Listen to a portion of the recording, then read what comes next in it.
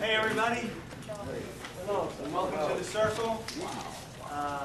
Hope it's not too cold for you here. No. Just right. Sorry we started a little later.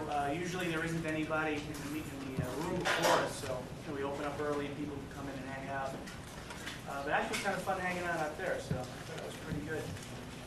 Tonight, in case you have a problem with this, because we're being televised by that fellow over there, Wolfgang Busch. He's from New York, New Rock. He's got a program on Manhattan cable television. It's kind of a last-minute thing because of scheduling, but we worked it out today, so it wasn't any of the announcements, although I did email an announcement about it. So you may end up getting taped. If there's a problem with that, you can leave now, but I don't think anybody would have a problem, right? Oh, you have a problem with it? No. Just being a wise guy, huh? So, let me tell you a little bit about New York, New Rock. It's a not-for-profit educational production company.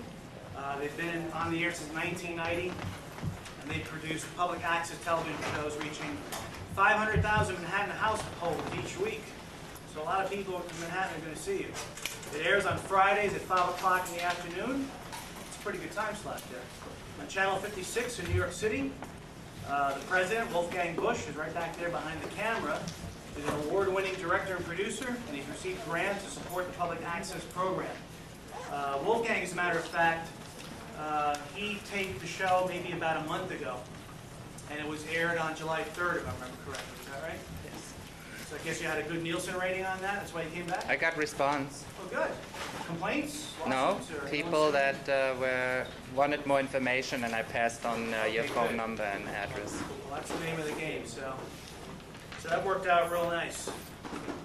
How many of you are here for the first time? Oh, pretty good. All right, so let me give you some introductory information about what this is all about.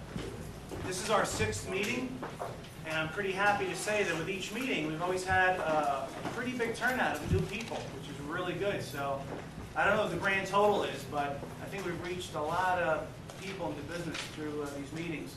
The way it all began was, I'm an entertainment lawyer. Still am, even though I played for the Yankees. And they pay better in their first place. But, yes, I heard that.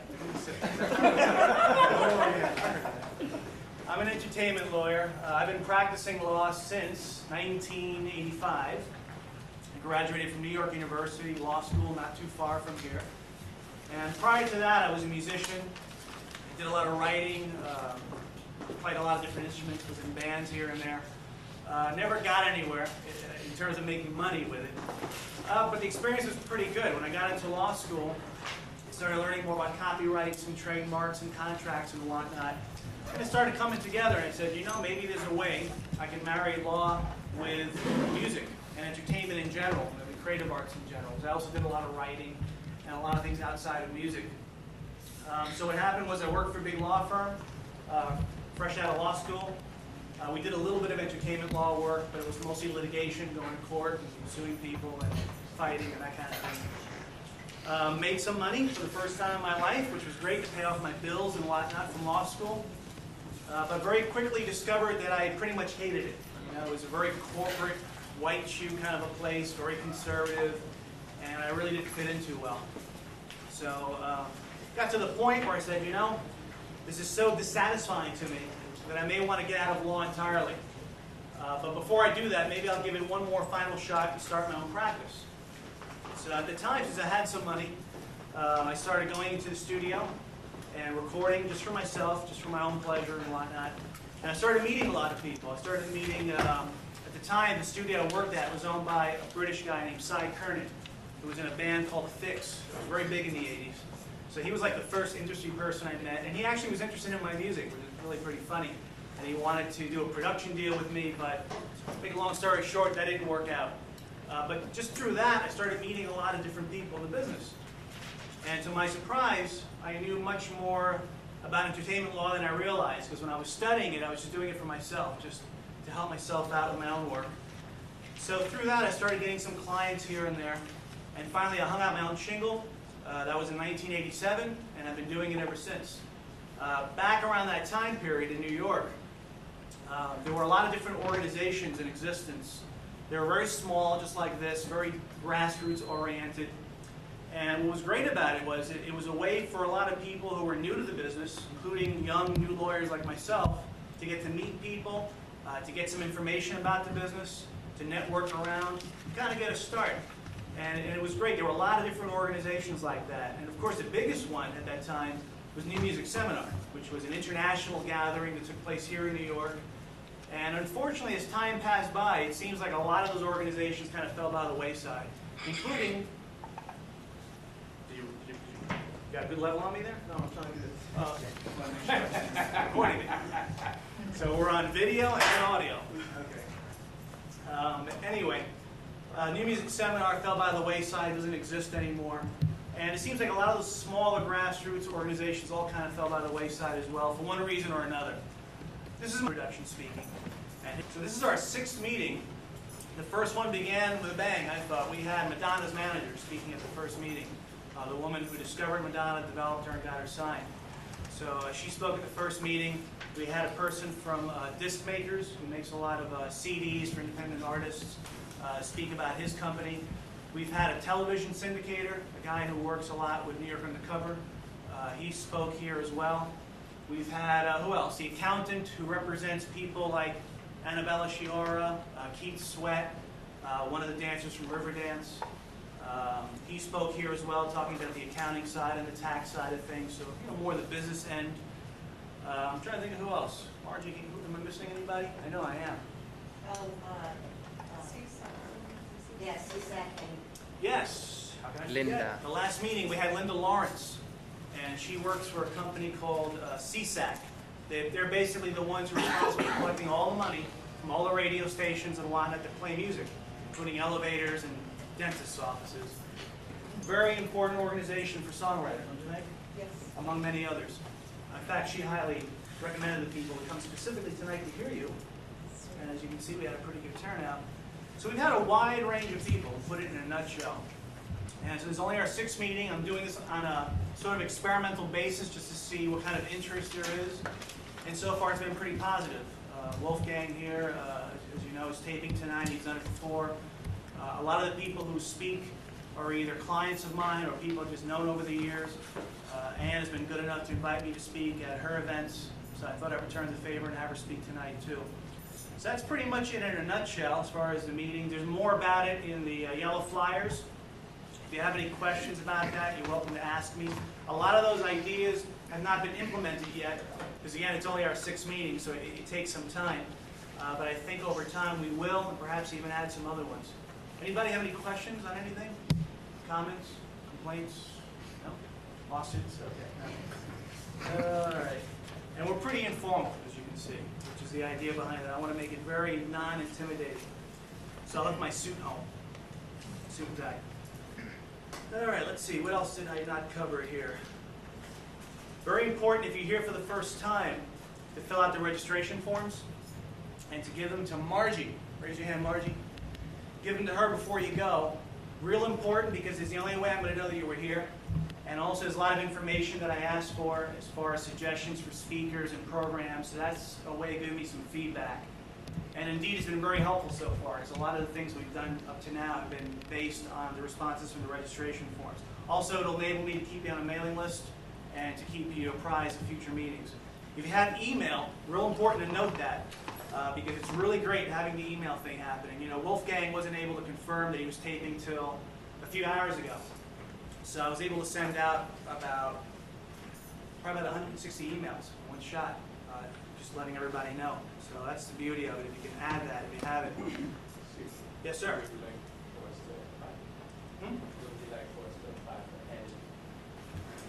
The email, there should be a place for it, right there, email, yeah. It should be in the first box, there's a notation for email, and also for a website if you have one. Okay, now, key component of the circle. Obviously, you want to come, you want to hear from the speakers and gain some information from them and some knowledge based on their own experiences. And perhaps you want to network with them because, these are people with a lot of credentials and experience. But don't underestimate who may be sitting next to you.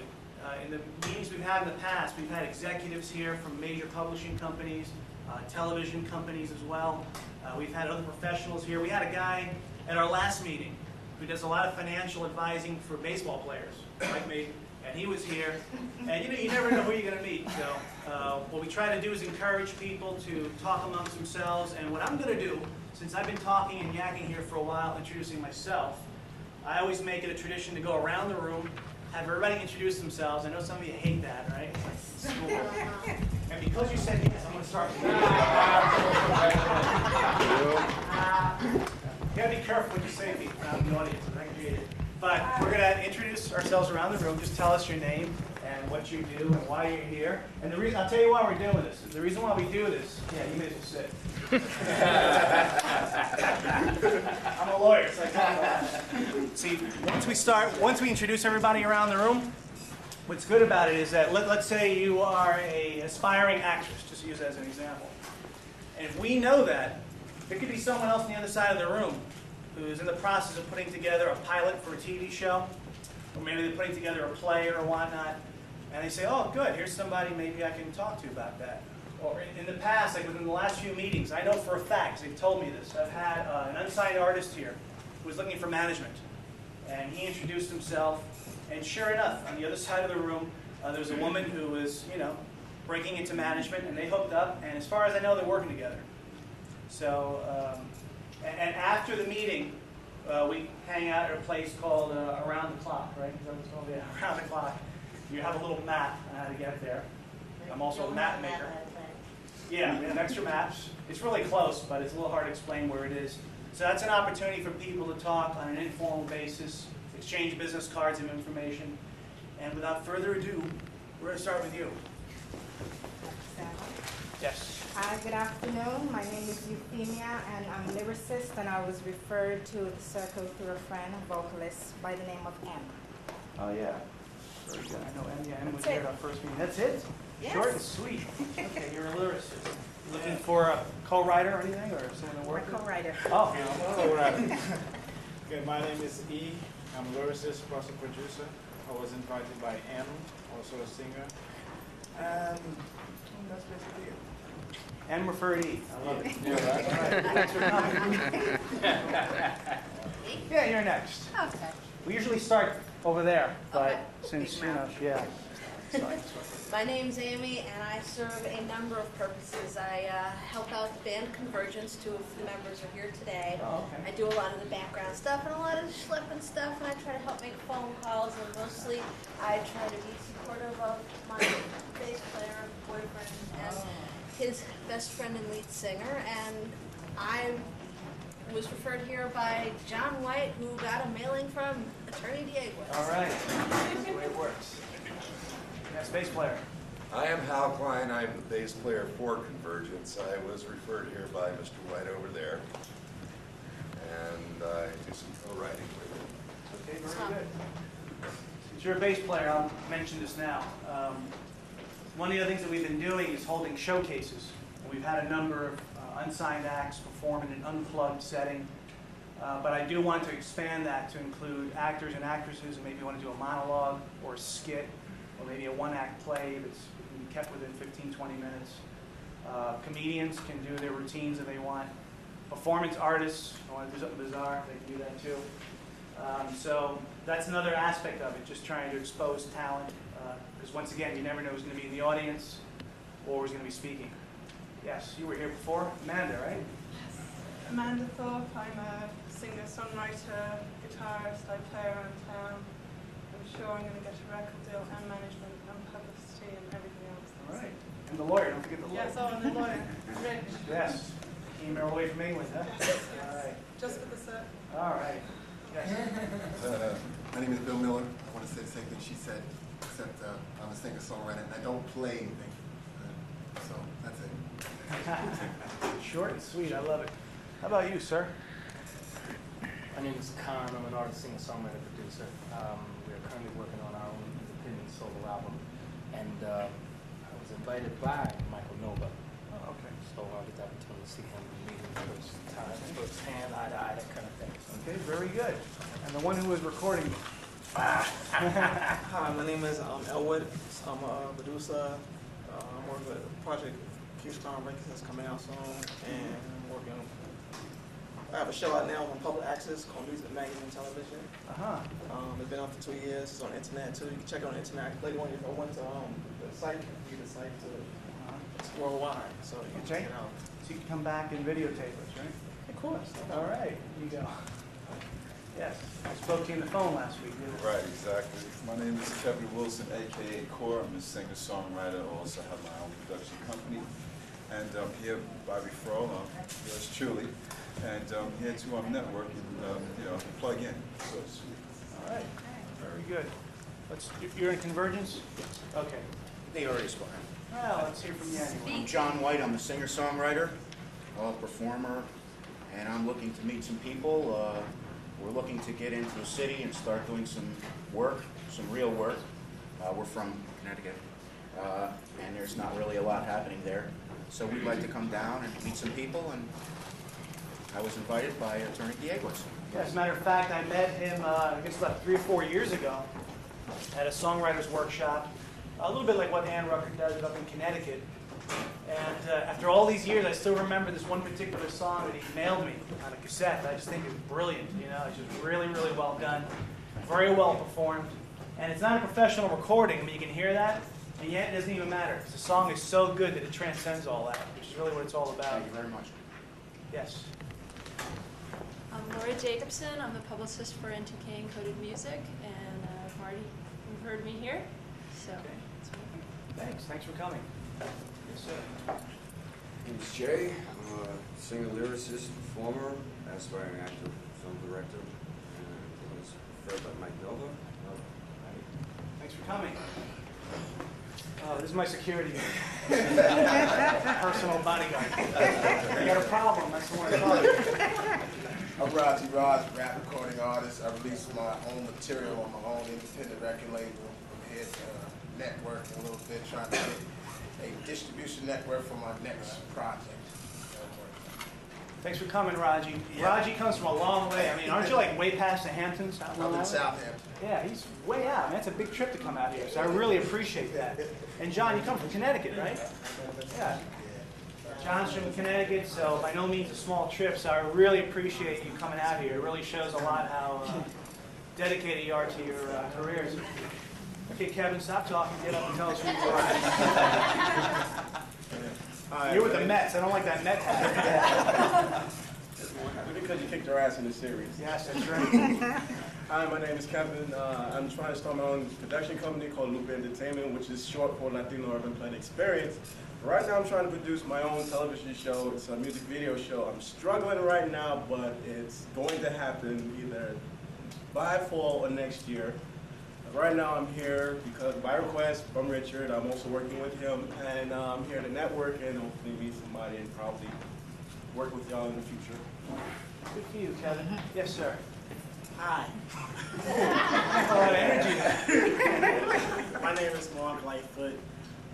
I'm a photographer, graphic artist, and aspiring director, and I'm here tonight to network with people who are in the same field as I am, and who can find me some work. I appreciate it. Do that, because I'm broke. I appreciate your honesty. Let's get right to it. All right, keep it real. Keeping it real. Yeah, Kwame. Hi, my name is Kwame Mann. I'm a marketer and a system analyst for JazzQuest Interactive. We're a multimedia service dealing with components and basically getting people's services up on the web. We're the business behind your business, whether it is entertainment, lawyer, whatever, we're there for you. JazzQuest, www.jazzquest.com. We are terrific. I'm really proud because tomorrow afternoon we're launching our new website, new navigational, and it's great. We have Windows 98 review, a whole lot of stuff, and I hope you guys tune in. Well, this man knows how to work the camera. Yeah. All right. Are you flat broke?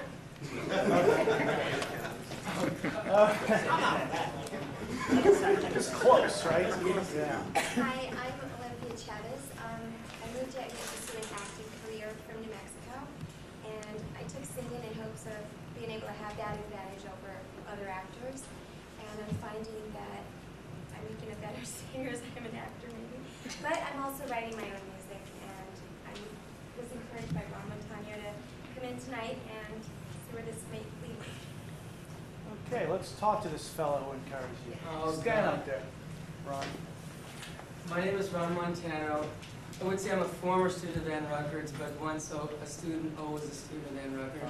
all And I right. came to see what she had to say because she always has interesting things to say, and it was a lazy way out of going to the West Side and saying hi. And I know Richard Dieguez through many other affiliations, and so I like to come by when I can. I like to songwrite, but right now I'm reapplying to law school, and with the hopes of a percentage of my own practice being someone who facilitates people's entry into the music business and entertainment. That's it. Just my luck, a future competitor. Banned from these meetings. How about now? Yes, ma'am. I'm Denise. I'm referred to by Nova. We never met, but I'm a singer-songwriter from Japan, and I'm signed in Japan, but I'm nothing here. I'm very new, so I try to meet people and try to do something. Great, thanks for coming. It's like a Michael Nova fan club. It's great. Yes. My name is Akiko Hikoda. I just tagged along with her today. I had no idea what this was going to be like. I was late too. I write songs, I sing. I'm new here. Currently I play with my friend's band. I play keyboards, but my hopes are for me to establish myself as a solo artist, sell my songs. I think that's it. I have worked in the business before. Great, well, thanks for coming. Sir, there's a seat right there. Over there. Okay, row right in front. Right? This woman is looking over there. Oh, hi, my name's Julia Shell, and I'm a singer and a songwriter and producer. And last year I started a company called Mutual Friends Productions that deals with music photography for music publications, and it refers artists for recording, and it's a production company. So, and I work with Am in a band called The Collage. Nice to see you. And Julia's going to be showcasing at our next meeting. So, of course, you have to come to that. Right? Yes. Very humble. Wait till we unleash her on stage. Yes. Okay. My name is Dunya Barley. I am a fashion designer. I am here invited for Michael Nova, one of the speakers tonight.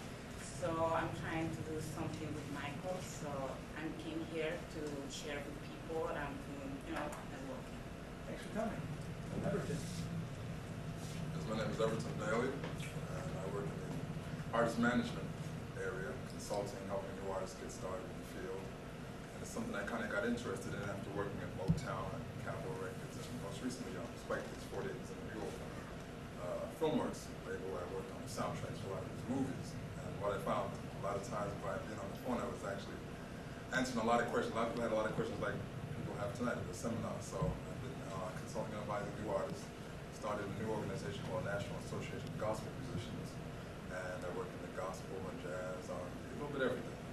Just helping new artists get started in the business from the experience that I've gained working for labels over the years. Great, and I highly recommend his organization, National Association of Gospel Musicians. You're going to see and hear some of the finest players in New York. I mean, I've been to, it's great. I don't know if you still do it, but he's been doing it at his house. And it's great because I have like 50 people jam-packed in his little living room, And musicians just playing live on the spot, unrehearsed, and it just sounds great. I mean, it's just a really inspiring organization. So I highly recommend that. You should speak to Everton afterwards about that. The person who's speaking next, I've known her for a really long time. I mean, what, maybe about 20 minutes ago? Yeah. Met her outside. Hi, my name is Nutty Narvaez, and I'm an aspiring actress, and I'm here hopefully to meet anybody who can get me into the singing business. Yes. I knew she was auditioning for something, and I was hearing this little, said, here, come to this thing, and I didn't think she was really going to come. She did. So it was a Yankee shirt. She did it. I know. Yes, sir. My name is Sean O'Neill, and I actually am a musician and a composer, and I work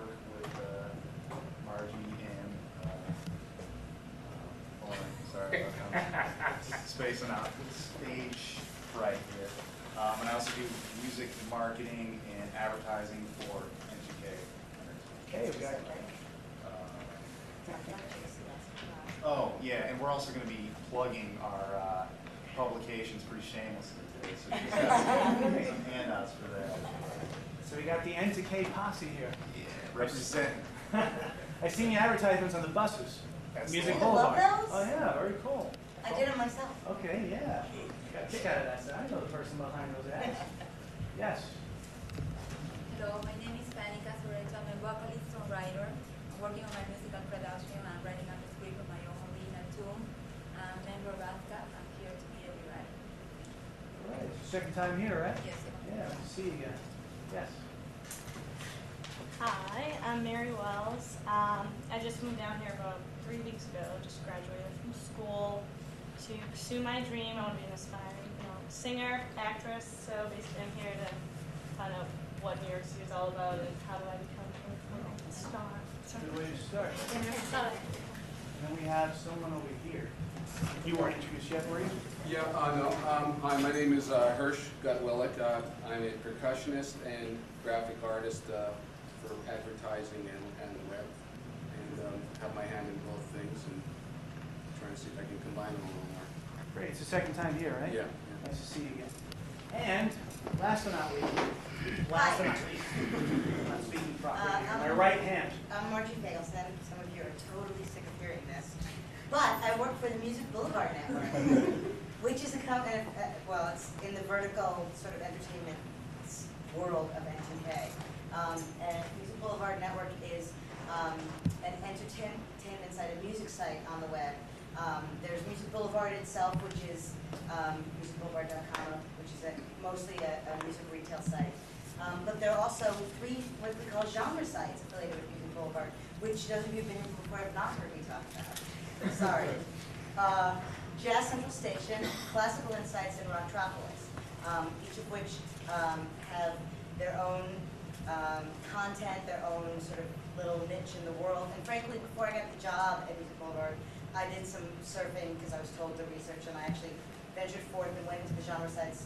And being pretty much a jazz semi-idiot and a classical total idiot, I found them all the sets really educational and informative and very entertaining and not condescending, but they're actually geared toward people who know what the hell's going on, which I think is sort of a nice balance. So if you'd like to explore, I had to bring some literature over here. I have my business cards on the table. Sean has his business cards, and I'm sure Lori has hers. NTK Encoded Music is actually the record label of NTK, which you should really talk about more, because everybody here probably should know about it, especially Kwame. And I'm gonna just say that that's it. I used to work with Richard. I used to work for Richard, so now I work with Richard. And now I'm just shutting up and sitting down. Wow. You know, I began by introducing you as my right-hand person. So, a few references there to being an idiot. That's why she used to work. Margie's a great schmoozer. Once you get her going, forget about it. And Margie's just been indispensable in starting this thing because... except when she's late. Except when she's late. That only happened once or twice or something, 3 times. Yeah, it was cool.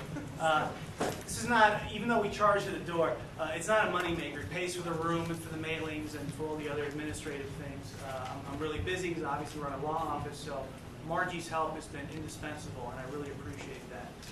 So that gives you an idea of who's in the room and why, and I've already explained to you what the meeting is about. So without further ado, I'm going to introduce the next speaker. His name is Michael Nova. He's got a company called Nova Productions. I've known Michael for a few years now. It's only my second time I've seen him, believe it or not. It's all on the phone. Gives you an idea how busy. Michael will be around so you can bombard him with questions afterwards.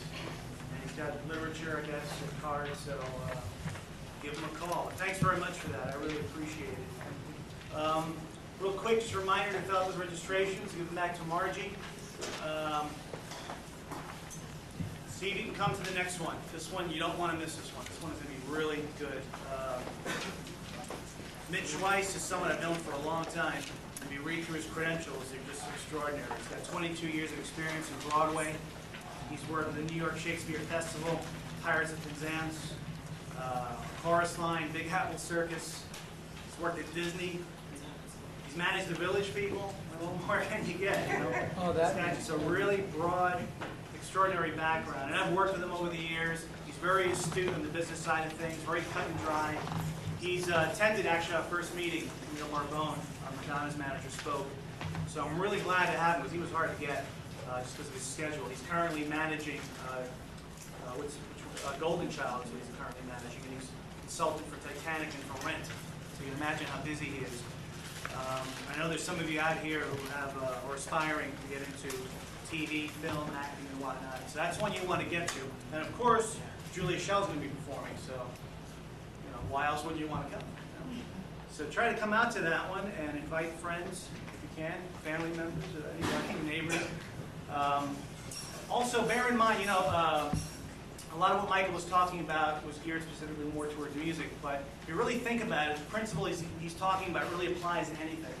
So, you know, if you're more into the acting side of things, I don't want you to sit there and think, wow, you know, this was kind of a waste of my time. He didn't cover anything I wanted to cover. If you really listen to what he's talking about, the principles apply just as equally in any kind of creative endeavor you can think of. Maybe the specifics are different.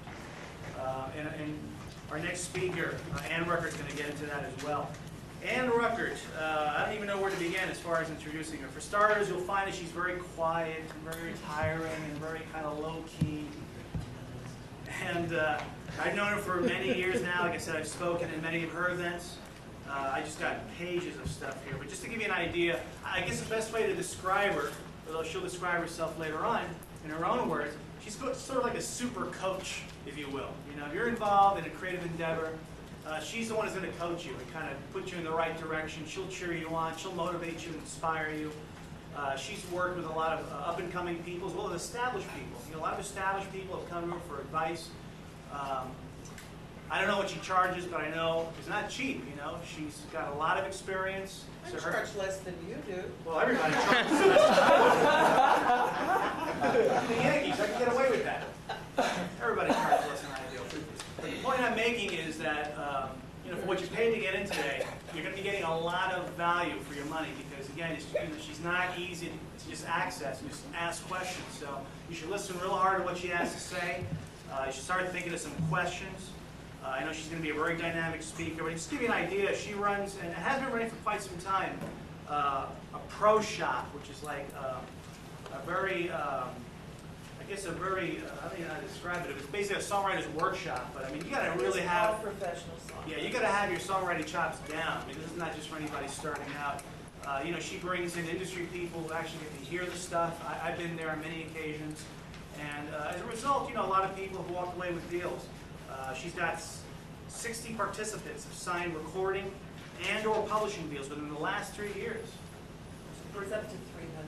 It's a pretty good batting average, so, to continue the baseball metaphor. So, I mean, that's really good. She's worked with Roberta Flack. You know, she's very well connected. She's consulted with a lot of people involved in performance. She can even help you and coach you as far as even microphone technique. And that's pretty detailed stuff. And she's worked with people like Barbra Streisand, Aretha Franklin, Quincy Jones, T-Rex. I think you played for T-Rex for a while. I was with T-Rex for 5 years on the road. Yeah, I don't know if you're old enough to remember T-Rex, but I remember T-Rex. No, they're not old. Yeah, I'm just trying to imagine you T-Rex. That must have been something. I was jumping off a branch now and doing knee slides under guitar players for 5 years. I can hardly walk today because of that. And she's got the real deal here. She studied at Juilliard, so you know she knows her stuff. She's produced, played, and/or sung in over 3,000 commercially released recordings. And this includes national jingles, many of whom I never heard of. Love Diapers, you know, I know all about that. Love You've Diapers. never heard of those? Yeah, I got 2 kids, so I went through the whole diaper thing, you know. Burlington Coat Factory, Chevrolet, Mazda, and CNS Bank. So that gives you an idea of a broad range. And without further ado, I'm going to let you do your thing.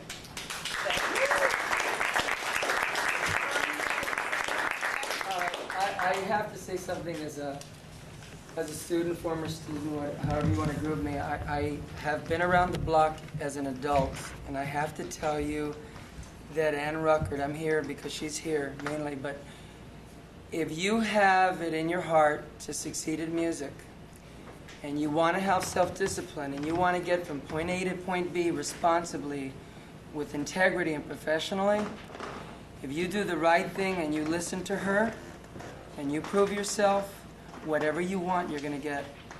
I've never met anybody like it, and that's her. In terms of music, any professional I've ever met, she is the most well-rounded music professional I've ever encountered. So I just wanted you to know that.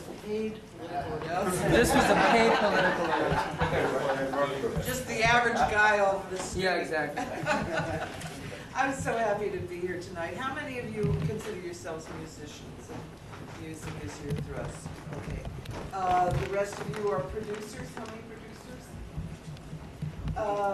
Is there anybody here from outside of music, acting, or you're an actor? You're an actor. Okay. I've also done Broadway shows. For scale or above, I'll do almost anything. And I've been really lucky. I went up to audition for Maynard Ferguson's band, which is an old jazz band, when I was 16 years old, and I sat there for 4 hours while they called every other piano player in the room. And finally Maynard said, "You here to audition, kid?" And I said, "Yes." So he handed me a chart, and while I was trying to study it, I was a piano player, I realized it said vocal on it, and my heart sank. I wasn't a singer, I was a piano player. But I was too scared, if you can imagine me ever being too scared, to say, but I'm a piano player, so I sang the chart. And in high school I had played for the singers in, choirs and things, and had to sing them their parts, because most of them didn't sight sing. And I got the job as the singer, but Joe Zawinul from Weather Report got the job as the piano player. So I went on the road with Joe Zawinul, and it was heaven, because he had a mellotron, which was the precursor to all of our synthesizers. And when you're traveling, you're a virgin, and you're on the road, and you're singing Love for Sale with 17 guys in the bus. You have to make them all your big brothers, you just have to learn. So Don Sebesky was on that band. I learned how to orchestrate from him and Slide Hampton. And Joe Zawinul taught me how to play the synthesizer, which led me to England to work with T-Rex, because I could play the mellotron, and I worked with the Straubs. And every place I went, I just kept falling into the most delightful situations. And I did move to England with $25 and a one-way ticket, so I think being stupid is really helpful, not understanding what's involved.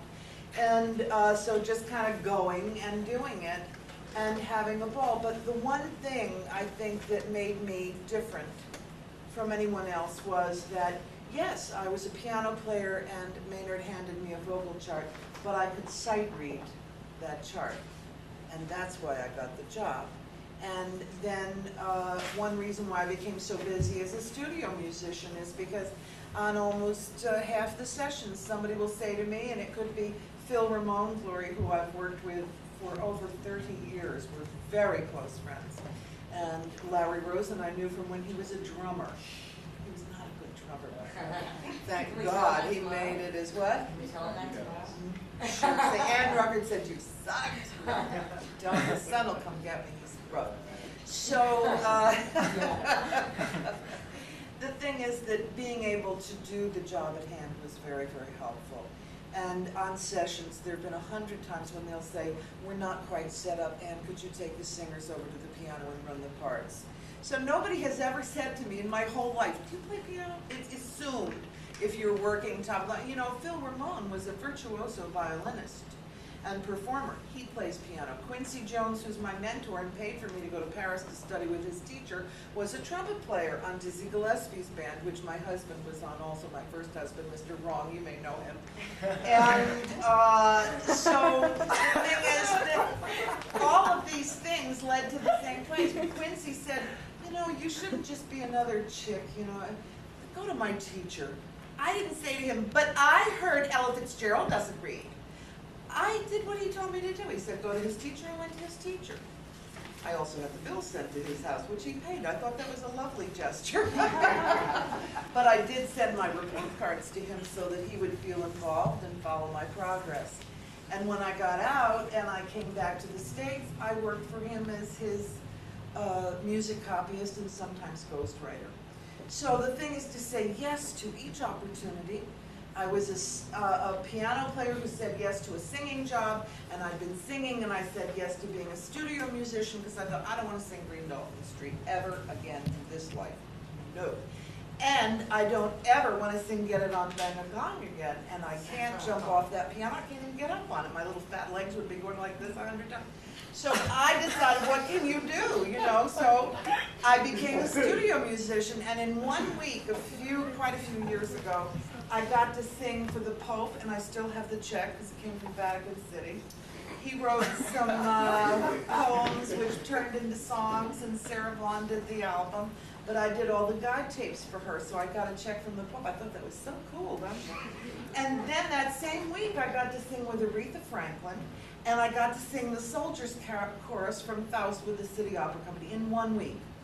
So you don't have to decide what you want to be when you grow up if you can do a little bit of everything, and that's what a studio musician is. And then I joined the Recording Academy because I ran into Quincy and Phil Ramone on the street after a Grammy show. I said, you guys are so full of shit. You don't even have a rock category, and I just come back from T-Rex. And they said, well, why don't you join and change it? So I did, and now we have a rock category and heavy metal, and we have hip-hop, and we have all kinds of people. And I work with Wu-Tang Clan, so I got it this year because ODB jumped up on the stage. But anyway, I just got arrested. I went out to where he got to the hospital this week, and he said, what are you up to? What did you come for? I said, I hope you feel better soon. But the thing is that I did join the Recording Academy, and I ended up vice president and trustee, and on the TV committee.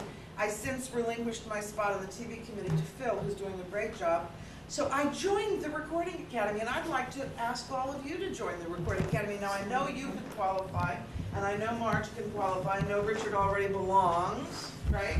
Even though I don't qualify. You do, you're an independent lawyer. You Oh, I don't qualify think as an associate member. You don't belong? I've been in it before. Well, then join up again. Gloria, here.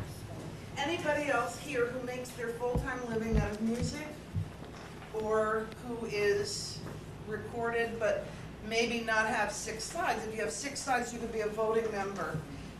It's the best organization in the world. I was head of the education committee for about 5 years. And so I put together all the panels of people I want to meet. You know, I go, oh, my goodness, there's some brand new fabulous independent record labels. So I put together a panel of independent record labels, and then I get to hang with them. Isn't that nice? So, and then I work with Dougie Fresh. You have on his thing, I decided I wanted to meet him. So you know what? I got him involved with Grammys in the Schools, which I helped start. So I could put all these people on panels that I wanted to meet. Isn't that great? And if you join, I can put you on committees, and then you can meet them too. Because this is a business of friendships, and this is a business of relationships. If I have a choice between hiring Patty Austin and you, I might hire Patty because we go back over 30 years. We used to go to sessions, and her mom would sit with my dad in the control booth because we were too young. Yes, I used to be too young. And really be out at night. And so we have a very firm relationship, and I know that she'll show up on time, and I know that she'll do a good job, and I know that there'll be no problem with the part. She'll never go, you know, she'll just sing it no matter what. So it's a business of relationships, and I would like to introduce you to everybody I know so that things can go more smoothly. I was at the N2K party this year. Christmas party? Yeah. Catch the band? Uh-huh. Great. Yours? Good. So, you know, the thing is that I can help you get invited to parties, and the Recording Academy, the A&R Producers Luncheon, 300 A&R people in one room at one time. Is that like being let loose in a candy store or what? I mean, and they can't get out. You know, we never pass out tapes, by the way, of these things because it's not polite. But you begin the relationship, and I do my homework. I'll get a list of everybody who's going to be there, all the people who are honored, and then I go to the library and type their names into the computer. Boom, comes up the information. And I do it just like you're studying anything else, you know, and I write down some of the things, and then if they have something, I never lie. I exaggerate, but I don't lie. And so if I run into somebody like I run into Ahmet Ertegun, he's gonna freeze up if he doesn't know you when you start to walk over to him, unless you say something in Turkish. So I knew I was gonna be at a luncheon where he was the other day, so I memorized how to say hello in Turkish, and I said I was off to Turkey, which I am in a few weeks, just for 2 days, but just because it made him feel relaxed, oh, thank God she doesn't have tape, you know. And so then you drop that person a note the next day on your best stationery, no G clefs on anything, please. No musical notes, no G clefs, I don't want to see it. Do you think that Patty Austin would write Patty Austin singer on her calling card? No. You have to set your watermark to where you aspire to be, and you have to act that part and actualize who you are. You have to develop these relationships through the Recording Academy, through Songwriters Guild, Women in Music, and pro bono organizations, and working on committees. You can meet everybody you need to know. But you have to make yourself attractive enough that they're going to want to know you back. It has to be a win-win situation. You can't be running after people going, I love you, I love you. So what else is new? You know, the further up the food chain, the more people scream they love you. And you look around and see, well, that's very nice, but it has to be mutually beneficial. So we're all looking for great music. We're all looking for people that can help us attain our dreams. And if you help someone, then they're more interested in helping you. And if you get on a committee at the Recording Academy, or you work or come to the classes, George Wurzbach has great songwriting classes at Songwriters Guild of America, and he's had cuts by Kathy Mateo and everybody you've ever heard of since high school. One way to come to his attention is take his class. My pro shop is for people who are radio ready, and we have now had 300 people signed to cuts or management deals or record deals from that workshop.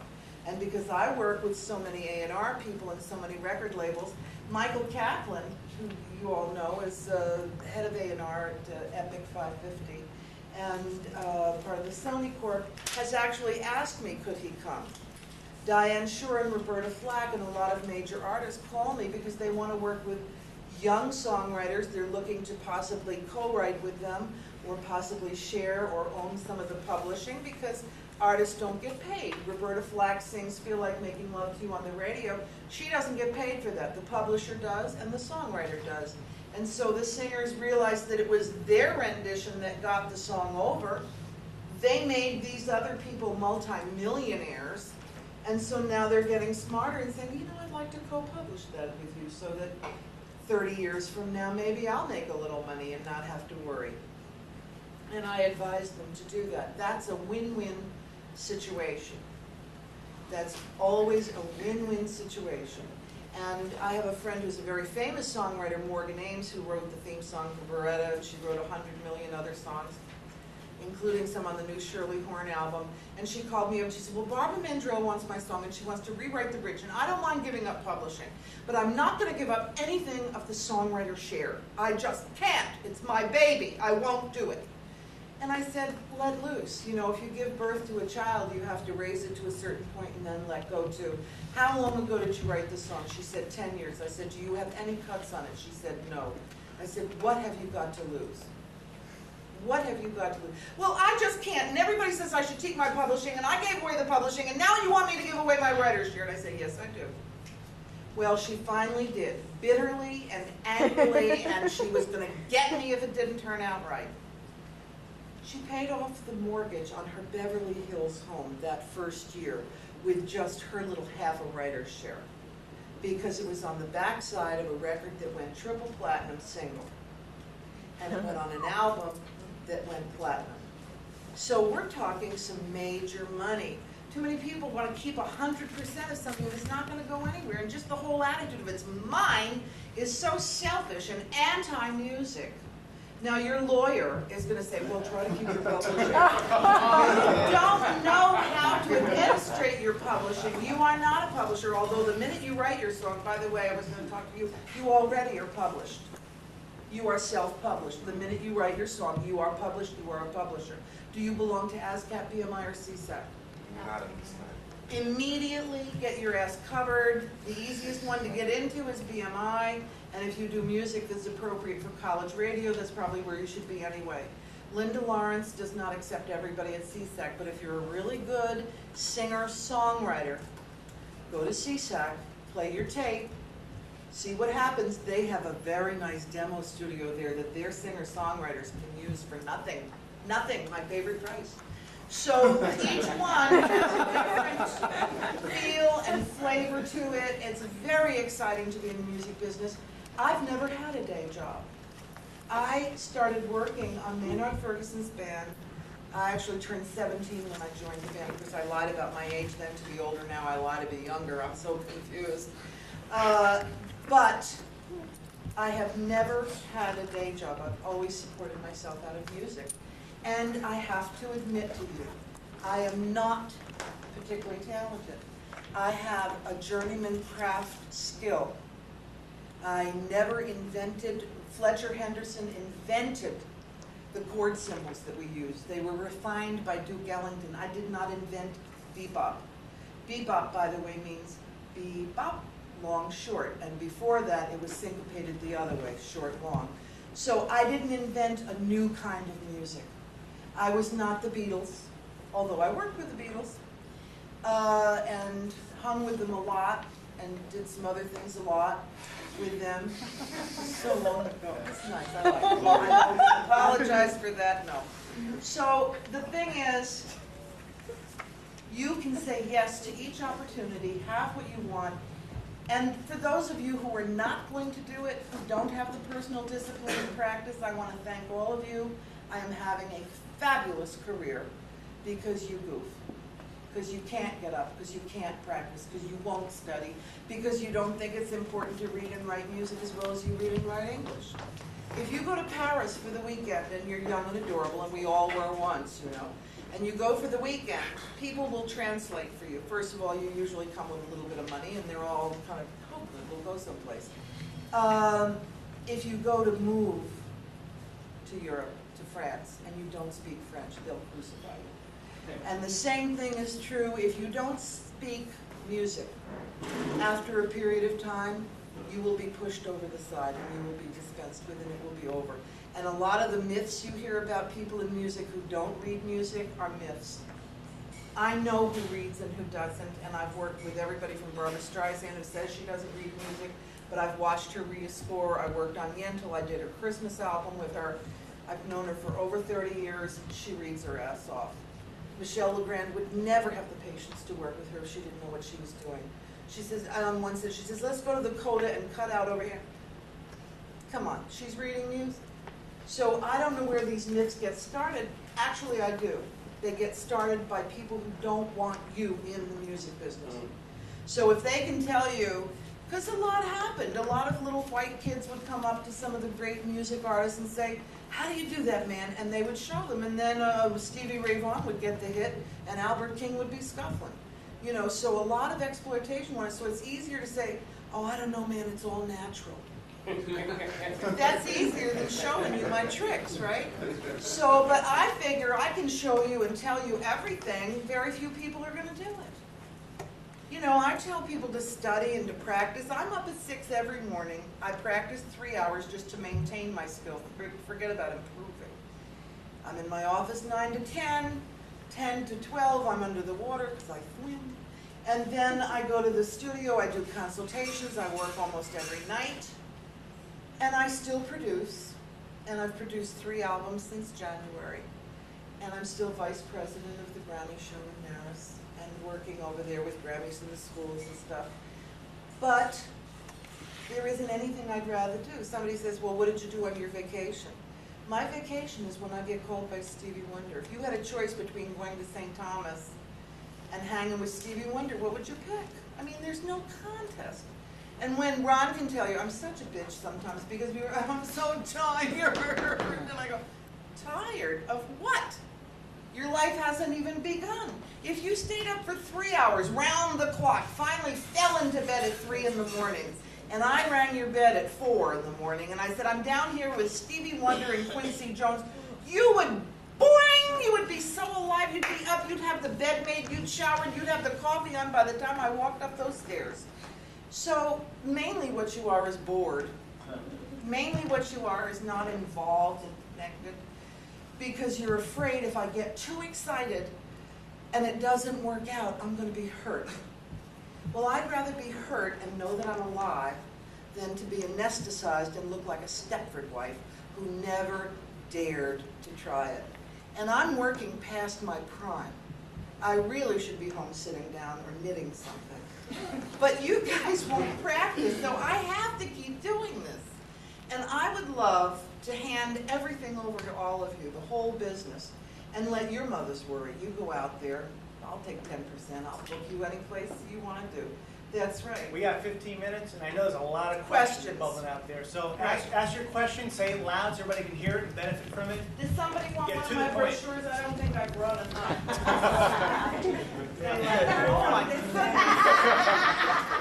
Yeah, I'll do that. Okay. So you can take Questions? Oh, now you don't know who wants it. One finger for a question, two for a brochure. What did you want? No, it's brochure. Oh, okay. Yes.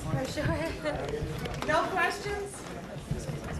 Okay, nobody has any questions? I can go. Oh, you have a question, yes. Yes, exactly. What do you do for aspiring All right, let me get to this Well, side here. I'll tell you what I do. When young people come in for a consultation with me, and I do charge $150 for the hour, but actually, it saves you about $5,000 the first year of business. Does anybody have a demo with them? Give me a demo. First of all, I connect you to ASCAP, BMI, and CSAC. Sometimes if you call on your own, it's hard to get an appointment. I set up appointments for you with people. This is perfectly wrapped. See, I was going to show you how he made a mistake. He didn't. This is perfectly wrapped with his name on the side. Your name and address and phone number should be here. Where? Done? Oh, good. You're perfect. He doesn't even need you. This is perfect.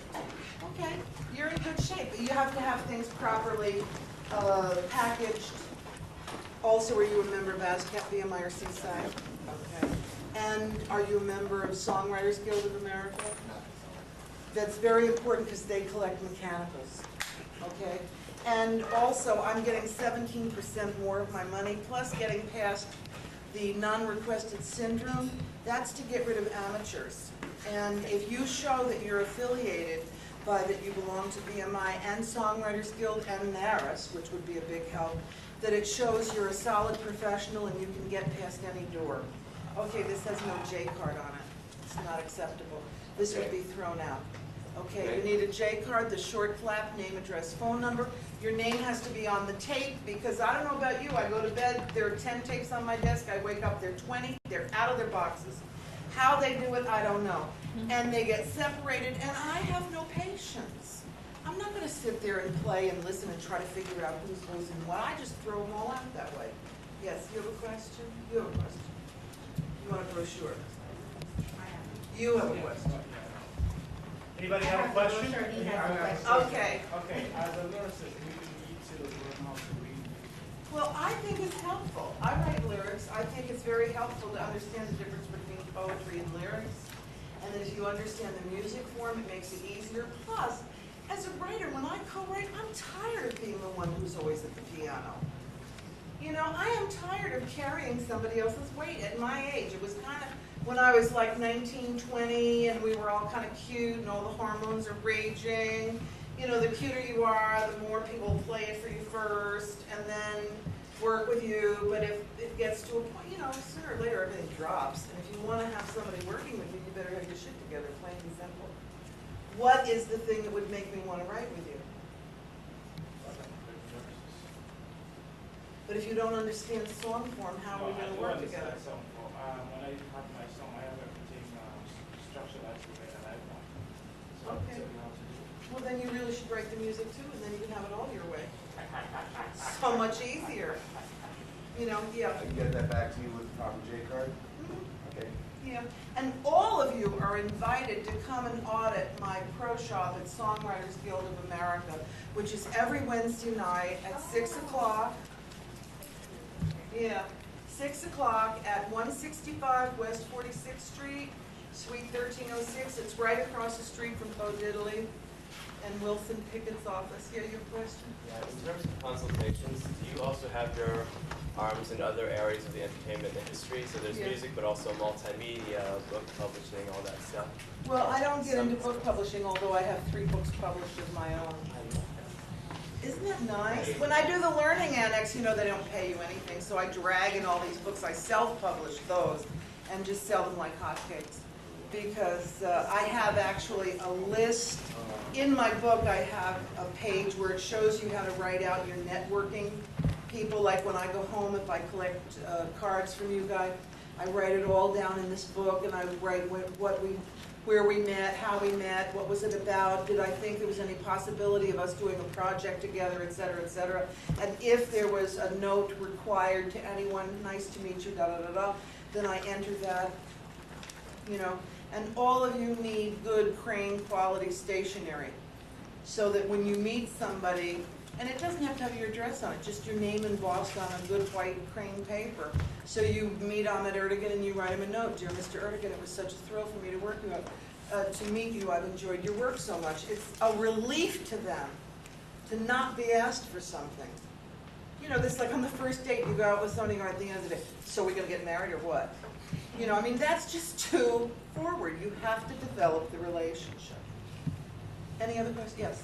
Are you really with the SEAL team? Did you really do that, or is that just a hack? Okay. Anyway, is this information with Patriot? Yes. And upon doing so, are you still accepting students or? Yes, I am accepting students. My mission is to get everybody functionally literate in music. Very frankly, I can use studio. I do film work like crazy. I contract for a lot of major films, Disney films, and I did Steve Martin and Goldie Hawn's House Sitter and all that. 100 musicians working for a month at a time, 3 sessions a day. I'm always looking for good musicians, and I'm looking for good singers, but you have to sight read, plain and simple, and get a good blend. If I hear somebody who's louder than the person on either side, they don't know about group singing, I can't use them. But I can show you how to be saleable.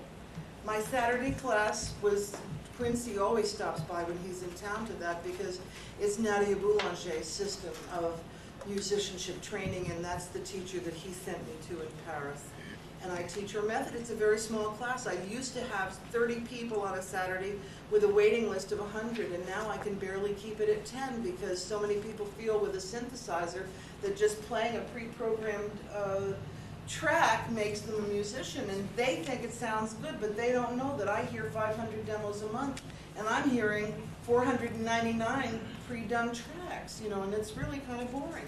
Lala Cope wrote You Give Good Love right in my Saturday class.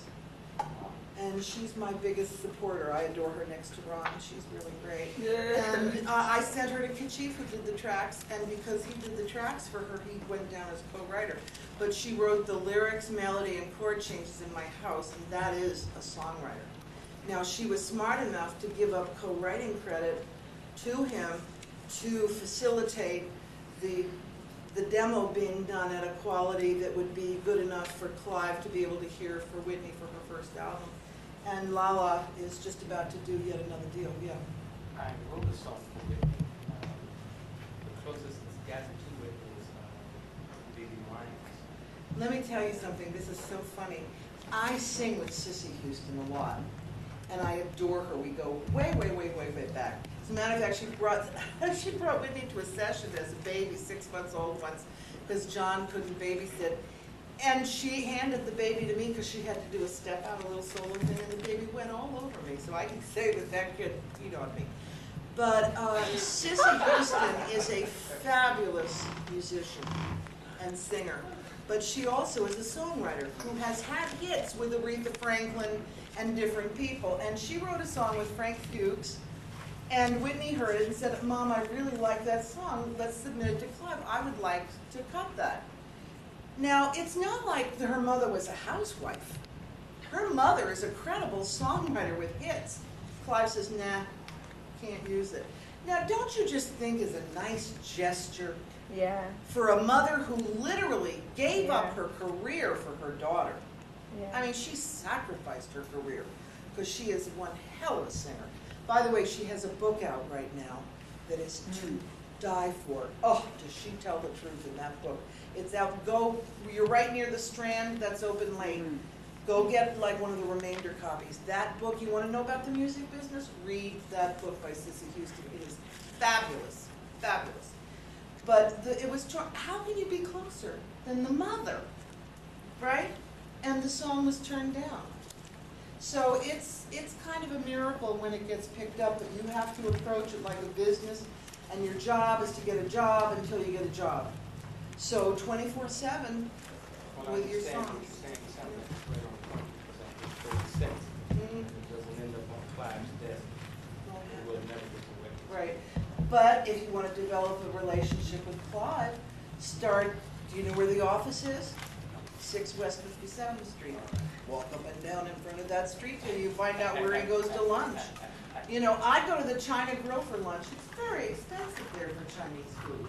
$50 for lunch? That's ridiculous to me. Chinese food. That's right. But all the A&R and the executives go, so I eat before I go, and then I just have a little bowl of soup. They figure she's fat, she must lose weight anyway. So, you know, I'm not going to go for that. Yeah. I'm basically in the baby steps in the industry. What would the requirements be to participate in your workshop? Call me. You pay a consultation fee. I go over all your assets, your liabilities. I put you in a class if it's appropriate. And if my class is not appropriate for you, I will find you the right teacher. And anything you know, I'm so excited to meet Michael because I mean, I really am going to be able to use his services, and I need another thing for one of my cars, you know. He can do a sign, the magnetic thing, you take it off when you're driving your kids around, and then you have to go to business, plump, Ruckert music goes on the side, and they're magnetized, you know, kind of thing. One more question, and then we're calling it a night. It's a night. I got a quick. Okay. So, Sean, what? You just seem to be a really savvy self-marketer. Isn't that great? And I'm just curious, at what point in your career, like what age, and how did that develop? I came out of the womb that way. Well, have you always been that way, or is it something you developed? I don't know. My father, somebody asked my father recently, what was it like raising me? And he says, I was terrified. I was terrified the whole time.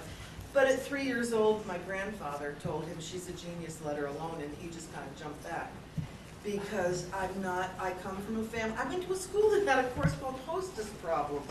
I was not being prepared to be in the record business. I was being prepared to be an executive wife and go to a country club. But I already had caused so much problems at the country club, like no country club would ever have me. And, but you're born a musician.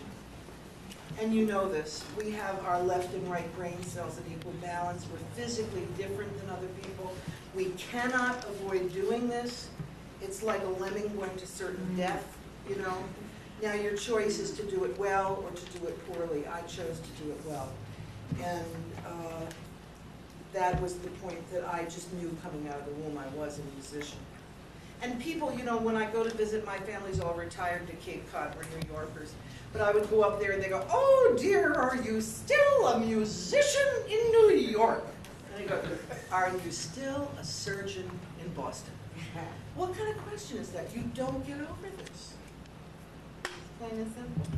Just to add to that quickly, you know, I've met people who talk, she backs her stuff up. So whatever she talks about, I'm telling you, through skills and communicating, whatever she can do, she does it. And that's the difference between someone who BS's and someone who's a doer, so that I just let you know that. Well, by the way, my Saturday class, those of you who, if you want to join the Saturday class, Diane Schur is going to be in town doing, when she left GRP, she's with Atlantic now. Her new album was just produced by Ruth Margine. And she comes to my Saturday class to talk to the kids, because all the excuses you hear, I could have made it, I should have made it, if only I weren't black, white, straight, gay, short, fat, my mother, my father, he beats me too, what can I do? It all happened to her. She was not born blind. She was made blind by a doctor's error, and she has been sexually abused her whole life because she couldn't identify the person who abused her.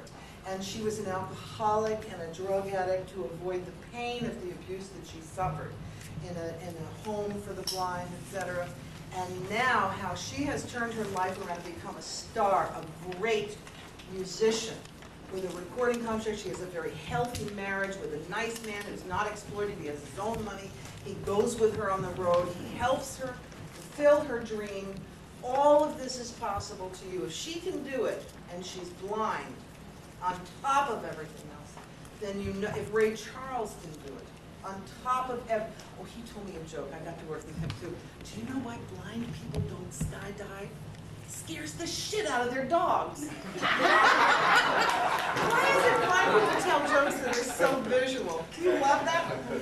And with that closing comment, real quick, we're going to head on over to Around the Clock.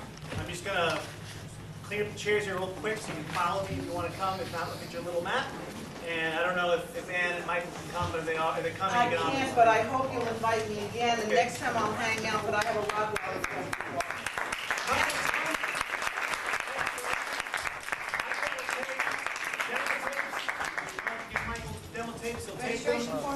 Registration forms and Martin Nicholson.